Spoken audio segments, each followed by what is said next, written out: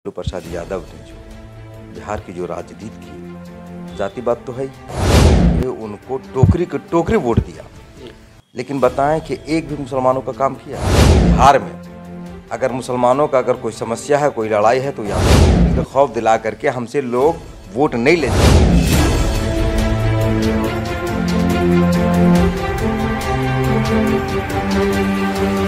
जाति और पार्टी, इसी आधार पे सरकार बनती है। और जब जाति और पार्टी की याद आती है तो आपको याद होगा कि बिहार में MY यानी कि मुस्लिम और यादव समीकरण, जो कि मुख्य रूप से RJD को समर्थन करती है, और एक तरफ RJD कहती है कि हम A to Z की पार्टी है, लेकिन वो दावा करती है MY समीकरण पर विशेष रूप से। लेकिन अब जो है, चूंकि लगातार पिछले बार देखी जाए तो बिहार में 2 उपचुनाव हुए हैं विधानसभा क्षेत्र में, लेकिन दोनों ही क्षेत्र में RJD की जो कायमता थी वो खत्म होते जा रही है। लेकिन सबसे बड़ी सवाल निकल करके आ रही है कि आखिर अब बिहार के मुसलमान किस तरफ जाएंगे, किधर की पलड़ा भारी करेंगे। तमाम बातों पर चर्चा करने के लिए मौलाना कादरी साहब है, जिनसे हम चर्चा करेंगे कि आखिर बिहार के मुसलमान क्या चाहते हैं।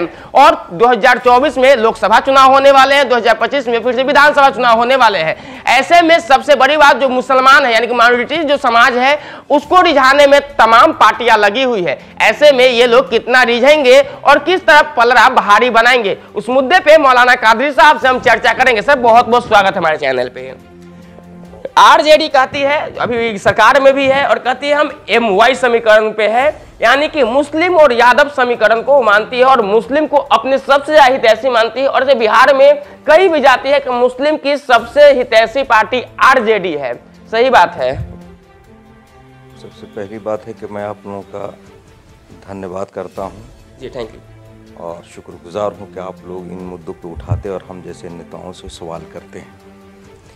सबसे बड़ी बात यह है कि बिहार में जो राष्ट्रीय जनता दल के मुखिया लालू प्रसाद यादव ने जो बिहार की जो राजनीति की, जाति बात तो है ही, और मुसलमानों की बात उन्होंने की, लेकिन मुसलमानों ने आंख बंद करके उनको टोकरी वोट दिया।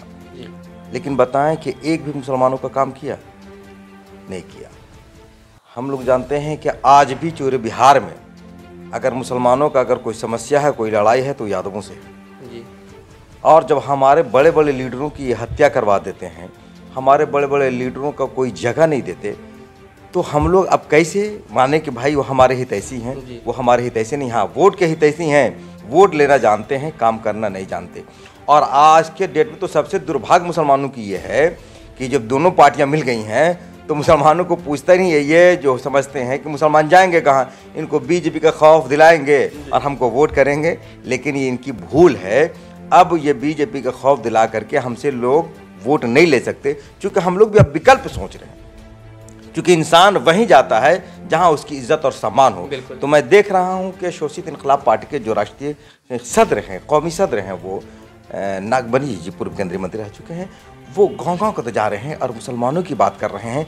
और सबसे पहला उनकी आवाज़ है कि अगर कुशवाहा से अगर कोई मुख्यमंत्री होगा तो माइनॉरिटी से मुख्यमंत्री होगा, जिसको प्रशासनिक देंगे। जो हकीकत में है कि सबसे ज़्यादा दंगा के वक्त में या किसी मामले में मुसलमानों को सताया जाता है। तो ये उनकी बहुत अच्छी सोच है, और हम लोग ये कोशिश कर रहे हैं कि बिहार में किस तरीके से जैसे MY का समीकरण था उसको ख़त्म करें और तोड़ें, और हम लोग कोयरी कुशवाहा जो है और मुस्लिम को जोड़ने की बात कर रहे हैं।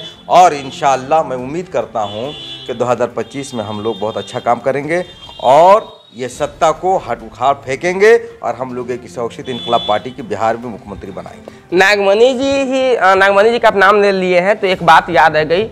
जब उन्होंने जब पार्टी बनाया और जब भी उनका मैनिफेस्टो में एक सच्चर कमेटी है, जिसपे इकलौता नेता है जो चर्चा कर रहे हैं, कितना आप लोग के लिए जो है कोई प्रभावशाली होगा, कितना फायदेमंद होगा सच्चर कमेटी? ये तो बहुत हंसी आती है हमको। ये तो मुखौटा है, बेवकूफ़ बनाने की बातें हैं। ये किसी का थोड़ी ना किया है। हिंदुस्तान में अगर आज़ादी के बाद से अगर सबसे ज़्यादा अगर किसी पार्टी ने नुकसान पहुँचाया है BJP का खौफ दिलाकर, तो वो है कांग्रेस पार्टी। कांग्रेस पार्टी के रीजन में सच्चर कमेटी बनी थी और कोई किसी मुसलमान ने नहीं बनाया। लेकिन अगर वो चाहते उनकी नीयत सही होती तो सच्चर कमेटी को लागू करते, लेकिन क्या उन्होंने किया? और फिर मुसलमान की बात करते हैं। अरे उनकी दादी जो थी ना, इंदिरा गांधी, वो कहती थी कि मुसलमानों को इतना पानी दो, वो सबके सामने पेड़ लगाती, कहते कि ये मुसलमान पेड़ है, और उसके बाद रात में हिलाते कहीं ये जल तो नहीं पकड़ रहा है, और बड़े बड़े नेताओं को उन्होंने हत्या करवाई है। यह है इंदिरा गांधी और कांग्रेस के लोग। ये इन पे आप बात नहीं कर, देखा होगा आपने और सुना होगा, अब तो आपकी उम्र कम है, आपने देखा है कि भागलपुर में जो दंगा हुआ था किसने करवाया था, किसके रीजन में हुआ था? वो कांग्रेस के रीजन में हुआ था। और किन लोगों ने किया था? वो लालू यादव के बिरादरी के लोगों ने किया था। और लालू यादव ने उन यादवों को, जिन लोगों ने बढ़ चढ़ करके कांग्रेस में हाथ लिया था, बटाया था दंगा में, उनको लालू जी ने अवार्ड दिया कि तुम बहुत अच्छा काम किए। ये तो उनका है। तो इसलिए अब मुसलमान इन चीज़ों पे नहीं आने वाला। अब बीजेपी का खौफ हम लोग को ना दिखाए। बीजेपी जो भी कर रही है वो हिंदुस्तान के हित में अच्छा कर रही है। अच्छा, एक बात, एक सवाल है मेरा। शहाबुद्दीन साहब जो आप लोग के बहुत बड़े लीडर थे, जब उनकी मृत्यु हुई, इंतकाल हुई, तो दिल्ली में ही उनके बॉडी को दफनाया गया आनन फानन में। चलिए, वो तो जब इंतकाल हुई तो वो दफनाना ही था, लेकिन अब सवाल यह आती है, जब आरजेडी MY समीकरण पे काम करने की बात करी तो अभी तक उनके पत्नी को या बेटा को कोई जगह क्यों नहीं मिल पाई है? फिर ये भी बहुत सोचने की बात है कि जो शहाबुद्दीन साहब के बलबूते बिहार में लालू यादव सरकार बनाते थे, और कई बार ऐसा हुआ, इतने बड़े लीडर कि उनको उनके घर पे दो राज्य के सरकारों, ये दो राज्य के प्रशासनों ने, बिहार और यूपी के लोगों ने, यही लालू यादव जी ने उनके घर पे गोली चलवाई ताकि वो मारे जाएं, और कई उनके साथी मारे गए। तो यह ऐसी थोड़ी नहीं है। चलिए बात कर रहे हैं, अगर इनके सरकार में थे तो इनके सरकार में रहते हुए वो जेल में गए और उनके लोग जेल से बाहर रहते हैं। तो ये तो आपको समझने की बात है ना। आप मीडिया वाले आप समझें कि ये MY की समीकरण की बात करते हैं, लेकिन एम को देखना ये पसंद नहीं करते, वाई को तो देखना चाहते हैं। उन्हीं के लिए सारी कुर्बानियां वो दे रहे हैं। प्लस वो हॉस्पिटल में थे, वो डिस्चार्ज होने वाले थे, लेकिन उनको इन लोगों ने मरवा दिया। उनकी मृत्यु नहीं हुई है, पॉइजन देकर मारा गया। नहीं तो आप देखा होगा लाश कि उनकी अकड़ी हुई लाश थी, जुबानें बाहर निकली हुई थी। ये है ना। तो ये लोग जो है ना, और मरने के बाद आज तक बता दे कि उनके लोगों से मिलने गए? नहीं गए, आज तक नहीं गए। यहां तक के लाश लाने की बातें थी कि सिवान में लाया जाए, वो इन लोगों ने भी नहीं किया। और किसी उस पार्टी के लीडरों ने ये आवाज नहीं उठाई कि हमारे लीडर के साथ अन्याय हुआ है या गलत हो रहा है, ये सब नहीं। और भी बातें हैं।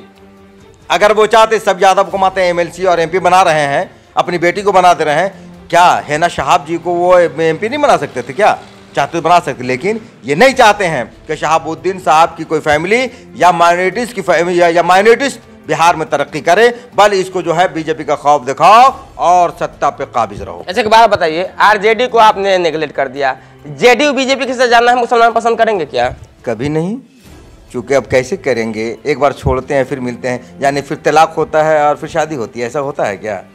अरे जब तलाक हुआ तो तलाक हुआ, फिर वे शादी क्यों करने का? तो आप छोड़ते भी हैं, फिर पकड़ते हैं, फिर छोड़ते हैं। तो ऐसा बिहार में राजनीति नहीं होती है। और आपका कोई मोरल भी नहीं है। अच्छा, तो आपने तीनों जो बिहार की बड़ी पार्टियां हैं, बीजेपी को आपने आउट कर दिया, जेडीयू को आपने आउट कर दिया, आरजेडी को आपने आउट कर दिया, अब बिहार के जो पूरे मुसलमान हैं क्वाड कहां जाएंगे? फिर आपने अभी थोड़ी देर पहले बताया नागमणि जी के आप हाथों को मजबूत करेंगे।